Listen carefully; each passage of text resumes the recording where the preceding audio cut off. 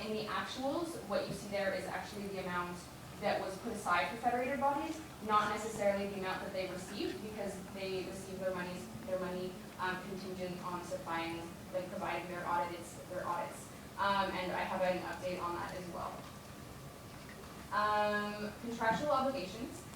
This is a line that in the past, as in before my time, was not laid out separately in the budget. I decided to bring it out separately last year when I made the budget because it has a few things and just was there to make it a little bit more clear.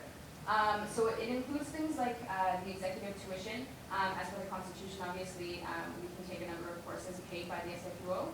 It also covers leader action, which is mandated by the SFUO Constitution, and the executive transition retreat that happens with the changeover in executives every year. And one or two other things, I think. So the reason why we see the budget this year at $55,000 as opposed to maybe closer to the $25,000 that was budgeted last year, it has to do actually with the refugee program. If there's any further questions, like I can try to explain, and perhaps Amy can jump in as well if there are questions at the end of the presentation. But basically, the refugee program is one that many years ago was agreed upon that instead of being a levy that simply, if the money wasn't spent, rolled back into the SFUO, it was money that would be held in trust.